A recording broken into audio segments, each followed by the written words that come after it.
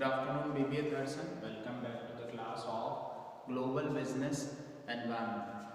Okay, तो अपन बात कर रहे थे about the functional areas of the SARC. Okay, so पिछली क्लास में अपन ने डिस्कस किया था about the agricultural and rural development. सबसे फर्स्ट फंक्शनल एरिया था एग्रीकल्चर एंड रूरल डेवलपमेंट. ठीक है, तो शुरू से ही जितनी भी डेवलपिंग इकोनॉमीज थी, ठीक है, जितनी भी मेंबर कंट्रीज है, एमबीबीएस स्पेन, ठीक है, Maldives, Bhutan, Bangladesh, Sri Lanka, Pakistan, Afghanistan, India and Nepal. Okay, सभी डेवलपिंग कंट्रीज थे, तो शुरू से उनका फोकस था towards the development of agriculture and rural development. ठीक है, technical committee on agriculture and rural development was established in July 2013 SAARC summit at Dhaka. ठीक है, उसके बाद अपन ने बात की थी about the investment and dispute settlement. तो एक SAARC मेंबर कंट्री जो है वो दूसरी SAARC मेंबर कंट्रीज के अंदर पैसा इन्वेस्ट करेगी.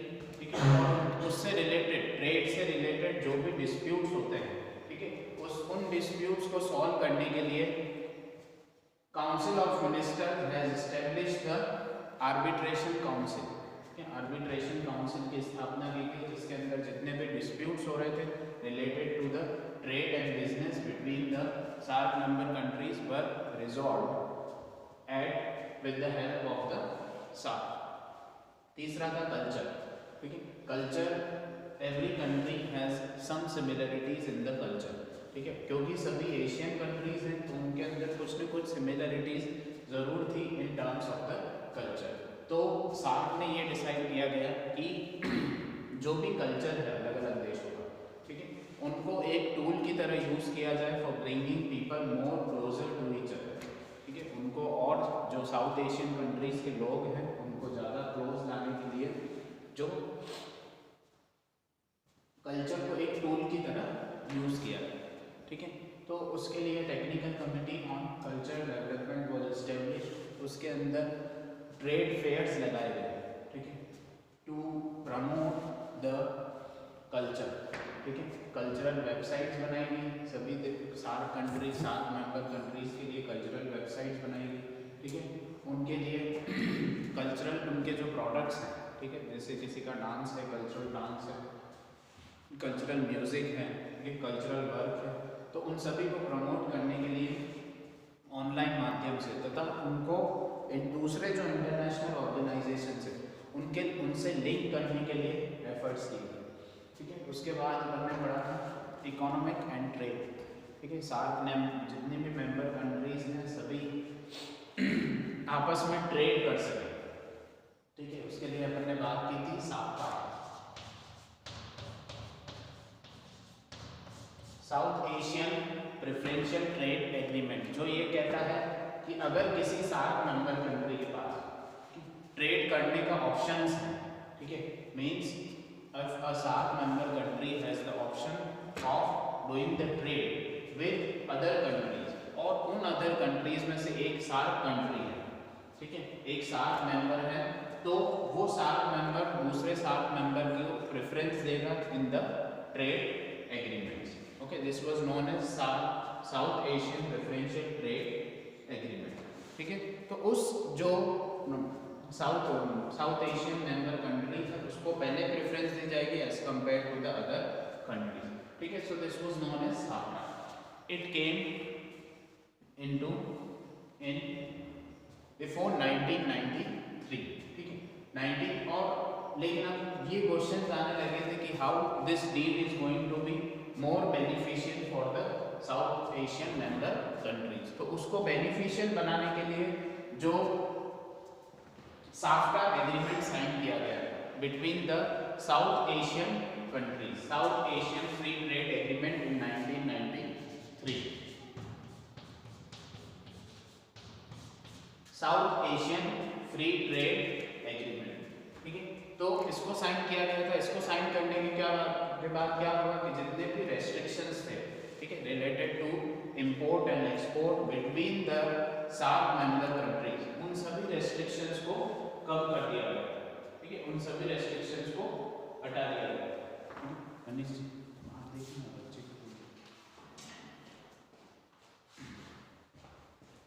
Okay, so all these restrictions were remove. Okay, उन सभी रेस्ट्रिक्शंस को हटा दिया गया था, जिससे क्या हुआ कि जो ट्रेड डील्स थी वो बेहतर हो गई। ठीक है, between the SAARC member countries के बीच में जो ट्रेड डील्स थी वो ज़्यादा बेटर होगी as compare to the other country. ठीक है, उसके बाद अपन ने पढ़ा था about the education. Education is controlled by the human resource development. HRD department उसको कंट्रोल करता है। एंड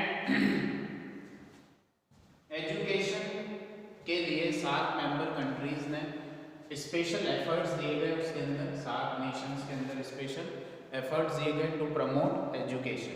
ठीक है, इंडिया में एक सेंटर ऑफ एक्सीलेंस की स्थापना की गई। ठीक है, जो कि किसके नाम से जाना गया, साउथ एशियन यूनिवर्सिटी इन दिल्ली। उसके अंदर बहुत सारे प्रोग्राम्स चलाए जाते हैं, बहुत सारे कोर्सेज चलाए जाते हैं। ठीक है, UG courses, PG courses, doctoral program, certificate courses, जो कि अलग अलग लैंग्वेजेस में अवेलेबल है और वो हेल्प करते हैं in growing the career of these peoples of the South Asian countries. Okay, उसके बाद अपन ने बात की थी एनर्जी की। टेक्निकल कमिटी ऑन एनर्जी काम करती है जितनी भी सार्क मेंबर कंट्रीज है, they are deficient in the energy production. ठीक है, चाहे वो ऑयल हो, इलेक्ट्रिसिटी हो, ठीक है, गैस हो, तो ये जो एनर्जी सोर्सेज होते हैं, ठीक है, this the production of the energy is less efficient in these SAARC member countries. तो उसको एफिशिएंट बनाने के लिए स्थापना की गई थी टेक्निकल कमिटी ऑन एनर्जी। ठीक है, उसके अंदर क्या था कि अलग अलग प्रोजेक्ट साइन किए गए थे। ठीक है, technical committee on energy was established in January 2000। ठीक है, तो उसके अंदर अलग अलग प्रोजेक्ट साइन किए गए, अलग अलग वर्क ग्रुप्स बनाए गए थे, जिनका ये काम था regarding the promotion for the development of renewable sources of energy. Renewable sources मैं आपको बता चुका हूँ, जिनको वापस से रिन्यू किया जा सकता है, they do not get exhausted. ठीक है, वो खत्म नहीं होते हैं, एग्जॉस्ट नहीं होते हैं और उनको रिन्यू किया जा सकता है। ठीक है, अगेन एंड अगेन। उसके बाद अपन ने बात की थी 7th फंक्शनल एरिया की, एनवायरनमेंट। ठीक है, environment. So environment has been the शुरू से एक कंसर्न रहा है एनवायरनमेंट। ठीक है, और नेचुरल डिजास्टर्स को प्रोटेक्ट करना। ठीक है, तो एक स्टडी की गई थी regarding the causes and implications of the natural disasters. ठीक है, जो प्राकृतिक आपदाएं होती है उनके कारण और उनके परिणाम पर एक शोध की गई। तो ये पाया गया सार्क मेंबर कंट्रीज द्वारा कि ये पाया गया कि all these are related to the environment, और उसके बाद से एनवायरनमेंट को एक स्पेशल फोकस एरिया दिया गया सार्क फंक्शनल एरियाज के अंदर। ठीक है, a technical committee on environment was established in 1992 to examine the recommendation of the regional study, identify measures for immediate action and decide models for their implementation। ठीक है, तो उसके अंदर क्या किया गया, मॉडल्स तैयार किए गए। ठीक है, कि किस तरह से उस पर स्टडी करनी है, उसके कारण जानने की कोशिश करनी है और किस तरह से मेथड्स हैं, ठीक है, जो प्रोटेक्ट जिनको यूज किया जा सके, जिन मॉडल्स को यूज किया जा सके इन नेचुरल कैलेमिटीज को प्रिवेंट करने के लिए और एनवायरनमेंट को प्रोटेक्ट करने के लिए। ठीक है, उसके बाद एनवायरनमेंट प्लान भी डिसाइड किया गया। सार्क फॉरेस्ट्री सेंटर खोला गया भूटान में, सार्क डिजास्टर मैनेजमेंट सेंटर खोला गया इंडिया में, सार्क मेट्रोलॉजिकल रिसर्च सेंटर खोला गया इन बांग्लादेश। ओके, सो दीज 3 यहाँ तक अपन ने कर लिया था, एक रिवीजन भी कर लिया है। ठीक है, उसके बाद है finance. To enhance the cooperation among the SAARC member states regarding financial matters and economic development, the finance ministers of SAARC nations have been regularly meeting. अब नेक्स्ट है अपना finance.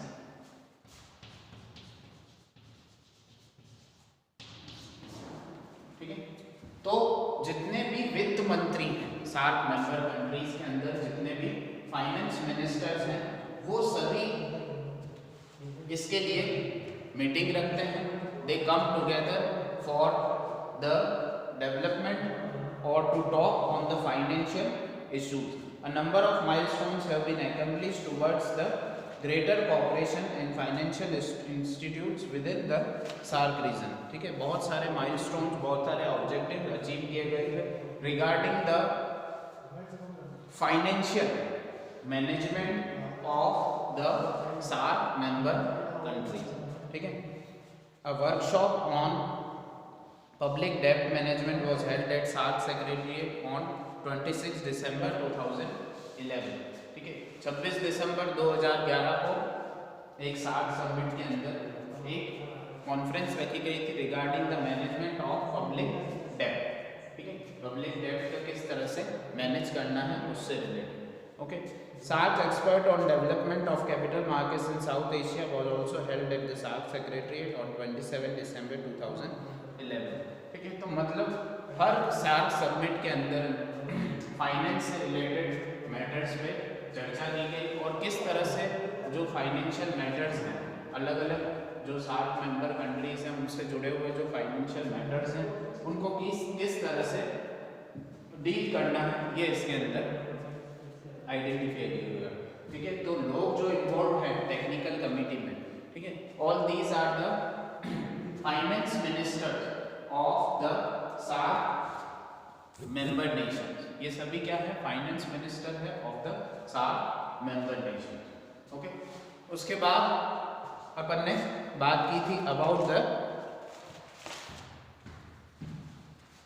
Food security and SAARC bank. ठीक है, तो जब natural calamity होती है, ठीक है, जो नेक्स्ट है अपना वो है फूड सिक्योरिटी.